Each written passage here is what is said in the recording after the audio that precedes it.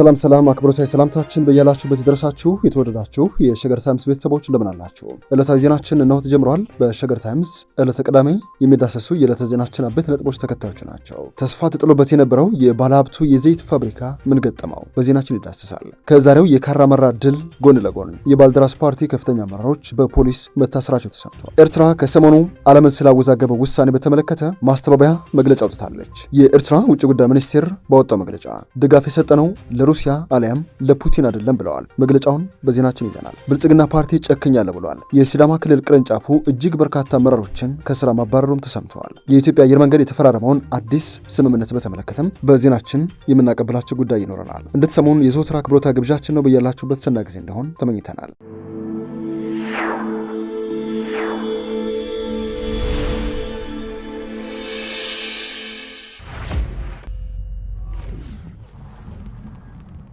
ወደ ጉዳያችን አመራን። ተስፋ የተጣለበት የባለሀብቱ ፋብሪካ ምን ገጠመው? የዘይት ፋብሪካዎች የሀገር ውስጥ የዘይት ፍጆታን ይሸፍናል የሚል ተስፋ ቢጣልባቸውም ይህንን ተስፋ ግን እውን ማድረግ አልቻሉም። በኢትዮጵያ የተቋቋሙ የዘይት ፋብሪካዎች የሀገር ውስጥ የዘይት ፍጆታን ይሸፍናል የሚል ተስፋ ቢጣልባቸውም በተለያዩ ችግሮች ምክንያት ይህንን ጉዳይ ማሳካት እንዳልቻሉ ነው የተገለጸው። በዚህም የሀገሪቱን 60 ከመቶ የዘይት አቅርቦት የመሸፈን አቅም እንዳለው የተነገረለት የባለሀብቱ አቶ በላይነህ ክንዴ ንብረት የሆነው ፊቤላ የዘይት ፋብሪካ በውስኑ በማምረት ላይ ቢሆንም የኤሌክትሪክ ኃይል አቅርቦት ፈተና እንደሆነበት ይፋ አድርጓል። የፊቤላ ዋና ስራ አስፈጻሚ የሆኑት አቶ እኔ ዋሴ ለመገናኛ ብዙሃን በሰጡት መግለጫ ተስፋ የተጣለበትን የምርት አቅርቦት ወደ ህዝቡ ላለማድረስ የመብራት መቆራረጥ ዋነኛው ፈተና መሆኑን ነው ያስታወቁት። የኢትዮጵያ ኤሌክትሪክ ኃይል በጉዳዩ ላይ በሰጠው ማብራሪያም ችግሩ በይፋ እንደሚታወቅ ነው የገለጸው። በተፈጠሩ ሀገር አቀፍ ሁኔታዎች ሳቢያም የታሰቡ ስራዎች መዘግየታቸውን የሚገልጸው የኢትዮጵያ ኤሌክትሪክ ኃይል ከችግሩ አሳሳቢነትና አንገብጋቢነት አኳያ በከፍተኛ ትኩረት እየተሰራ ነው ሲልም አስታውቋል። የባልደራስ አመራሮች በድጋሚ እስር ቤት መወሰዳቸው ተሰምተዋል። ዛሬ በኢትዮ ኩባ ወዳጅነት አደባባይ እየተከበረ የሚገኘው 44ኛው የካራመራ ድል መታሰቢያ በዓል የባልደራስ አመራሮች በበዓሉ እንዳይሳተፉ መከልከላቸው ታውቋል። ከክልከላ በኋላም አቶ እስክንድር ነጋን ጨምሮ ከፍተኛ አመራሮቹ ወደ ፖሊስ ጣቢያ መወሰዳቸውን ባልደራስ ፓርቲ በማህበራዊ ትስስር ገጹ ላይ አስታውቋል። በፖሊስ የታሰሩት የባልደራስ ፓርቲ አመራሮችም አባላትና ደጋፊዎች በዚህ ሰዓት በልደታ ክፍለ ከተማ ፖሊስ መምሪያ ታስረው እንደሚገኙ ነው የፓርቲው መረጃ የሚያሳየው። ፖሊስ ከባልደራስ ለእውነተኛ ዲሞክራሲ ፓርቲ ፕሬዝዳንት አቶ እስክንድር ነጋ ውጪ 28 የፓርቲውን አመራሮች ማረፊያ ቤት እንዳቆያቸውም የባልደራስ ፓርቲ አስታውቋል። ኤርትራ ስለ አወዛጋቢ ውሳኔ ምላሽም ማስተባበያም ሰጥታለች። በሳምንቱ መጀመሪያ ቀናት በመንግስታቱ ድርጅት በተካሄደ ጉባኤ ሩሲያ በዩክሬን እያካሄደች የሚገኘውን ጦርነት በተመለከተ ሀገራት እንዲያወግዙ ድምጽ የመስጠት ስነ ስርዓት ቢካሄድም የተለያዩ ሀገራት ግን ሩሲያን ደግፈው መቆማቸው የሚታወስ ነው። ኤርትራም ከአፍሪካ ሩሲያን የደገፈች ብቸኛ ሀገር መሆኗም ይታወቃል። በዚህ አቋም ስሟ የተነሳው ትንሹ ሀገር ኤርትራ ጉዳዩ ፑቲንን አሊያም ሩሲያን የመደገፍ የመቃወም አይደለም ትላለች። ከዚህ ይልቅ ላለፉት 30 ዓመታት የተሰራውን የዓለማችንን ኢፍትሐዊና የተንሻፈፈ የኃይል አሰላለፍ የማውገዝ ጉዳይ ነው ስትልም በውጭ ጉዳይ ሚኒስትሯ በኩል አስታውቃለች። በዩክሬን የተካሄደ የሚገኘው ጦርነት የተለመደ አይነት ፍጅት ነው የሚለው የሀገሪቱ የውጭ ጉዳይ ሚኒስቴር መግለጫ ለዓመታት የተዘራ ፍሬውም ሲታጨድ የኖረ የተሳሳተው የምድራችን ፖለቲካ አስተላለፍ ውጤት ነው ብሎታል። ዓለምን ወደ አንድ የጉልበተኞች ጥግ ለመጠምዘዝ በሚደረገው በዚህ የዓለማችን ፖለቲካል ኦርደር ወይንም የኃይል አስተላለፍ ምድራችን በዚህ ሰዓት የከፋ ዘግት ውስጥ እንድትገባ አድርጓታል። እንደ ኤርትራ ውጭ ጉዳይ ሚኒስቴር መግለጫ ልክ እንደ ኤርትራ ሁሉ ይህንን መሰረታዊ የሆነ የአንድ ወገን የበላይነት አካሄድ ካላወገዝ ነው አሁንም ዓለማችንን የከፋ መቀመቆ ውስጥ የሚያስገባ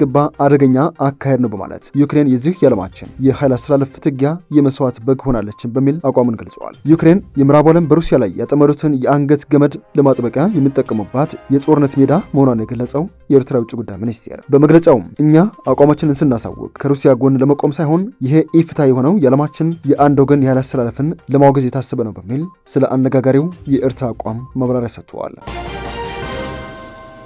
ብልጽግና ፓርቲ ጨክነዋል። በሲዳማ ክልል ኃላፊነታቸውን በአግባቡ ባልተወጡ 384 አመራር አባላት ላይ ፖለቲካዊ ውሳኔ መስጠቱን የሲዳማ ክልል ብልጽግና ፓርቲ ይፋ አድርጓል። ፖለቲካዊ ውሳኔው ከተላለፈባቸው መካከልም 146 ከአመራርነት እንዲነሱ ሲደረግ ለ238 ደግሞ ማስጠንቀቂያ ተሰጥተዋል። በክልሉ ተለውጦ ሀገርን ለመለወጥ በሚል መሪ ሀሳብ ሲካሄድ የሰነበተው የፓርቲው የአመራርና የአባላት አቅም ግንባታ ስልጠና ተኮር የግምገማ መድረክ ትናንት ተጠናቋል። የሲዳማ ክልል ብልጽግና ፓርቲ ጽህፈት ቤት ኃላፊ አብርሃም ማርሻለው የመድረኩን መጠናቀቅ አስመልክተው ትላንት ማምሻውን ለመገናኛ ብዙሃን መግለጫ ሰጥተዋል። በዚህ መግለጫቸው ለዜጎች ክብር መቆም፣ ጎጠኝነትና ሌብነትን መጸየፍ፣ እንደዚሁም ማስወገድ፣ ፍትሃዊ ተጠቃሚነትን በማረጋገጥ በመደመር እሳቤ ሀገርና ህዝብን ማሻገር የብልጽግና ፓርቲ ግብ ነው ብለዋል። ለህዝብና ለሀገር መለወጥና ቅን አስተሳሰብ ማጎልበት ጊዜ የማይሰጠው ጉዳይ በመሆኑ ለሁሉም የፓርቲው አመራሮችና አባላት የአቅም ግንባታ ስልጠና መድረክ ተዘጋጅቶ መሰጠቱንም አብራርተዋል። አቶ አብርሃም በመግለጫቸው እንዳመለከቱት መድረኩ በአገልግሎት አሰጣጥና በዳተኝነት፣ ግለኝነትና ጥቅመኝነት፣ ጎጠኝነትና ስንፍና፣ ሌሎች መሰል ህዝብን ያማረሩ ችግሮች እንዳሉ በግልጽ ተገምግሟል ባይ ናቸው። የህዝብን ጥቅም ማስቀረት ለደረሰበት የተወጠነውን የብልጽግና ጉዞ የሚያደናቀፉ በመሆናቸው በአጭሩ ለመቅጨት መወሰኑንም አስረድተዋል። በመሆኑም ከፓርቲው ስነ ምግባርና አስተሳሰብ ያፈነገጡ አካሄዶች፣ አስተሳሰቦችና ተግባሮቻቸው ፓርቲው ተሸክመው እንደማይጓዝ ከጋራ መግባባት ላይ መደረሱንም በመግለጫቸው ጠቁመዋል። የብልጽግና ፓርቲ የመደመርና የወንድማማችነት እሴት መሆኑን አቶ አብርሃም በመግለጫቸው ጠቅሰው በገቢዎች በንግድና በመሬት አስተዳደር ዙሪያ የሚስተዋሉ የሌብነት የጉቦኝነትና መሰል ህዝብን ያማረሩ ብልሹ አሰራሮችን ፓርቲው በፍጹም እንደማይታከስ ነው ያስታወቁት። በዚህም በክልሉ በየደረጃ የሚገኙ 2490 አመራሮች በግልጽ መረጃዎች በመሞገት ጭምር የማጥራት ስራ መሰራቱን አቶ አብርሃም በመግለጫቸው ጠቅሰዋል። በዚህ መሰረት በተጠቀሱት የመልካም አስተዳደር ችግሮች እጃቸው ያለባቸው 384 የአመራር አካላት ተለይተው ፖለቲካዊ ውሳኔ እንደተላለፈባቸውም አስታውቀዋል። በመጨረሻም የኢትዮጵያ አየር መንገድ ቦይንግ 777-8 አዲስ የጭነት ማጓጓዣ አውሮፕላን ለመግዛት የሚያስችለውን ስምምነት ከቦይንግ አውሮፕላን አምራች ኩባንያ ጋር ተፈራርሚያለሁ ብሏል። ስምምነቱ አየር መንገዱን በዓለም አቀፍ ደረጃ እያደገ ከመጣው የካርጎ ጭነት አገልግሎት ፍላጎት ይበልጥ ተጠቃሚ የሚያደርገው ሲሆን እያስመዘገበ የሚገኘውንም እድገት ቀጣይነት የሚያረጋግጥ ነው ብሎታል። የኢትዮጵያ አየር መንገድ ግሩፕ ዋና ስራ አስፈጻሚ ተወልደ ገብረ ማርያም በአፍሪካ አቪዬሽን መስክ ቀዳሚ አየር መንገድ እንደመሆናችን መጠን ይህንን አዲስ ዘመናዊና ነዳጅ ቆጣቢ የጭነት አውሮፕላን ከቦይንግ ኩባንያ ለመግዛት የመግባቢያ ስምምነት በመፈራረማችን ደስታ ይሰማናል ብለዋል። ይህ አዲሱ የጭነት አውሮፕላን እያደገ የመጣውን የአየር መንገዱን የካርጎ ጭነት አገልግሎት በማስፋፋት አሁን ያሉትን 66 የዓለም አቀፍ መዳረሻዎች ለማሳደግ በእጅጉ ይረዳዋል ማለታቸውን ነው ከአየር መንገዱ የተገኘ መረጃ የሚያሳየው። ውድ የሸገር ታይምስ ቤተሰቦች ዕለታዊ ዜናችን ያደመጣችሁትን ይመስላል። ስለሰማችሁን አመሰግነን። በያላችሁበት ሰናይ ጊዜ ይሁንላችሁ።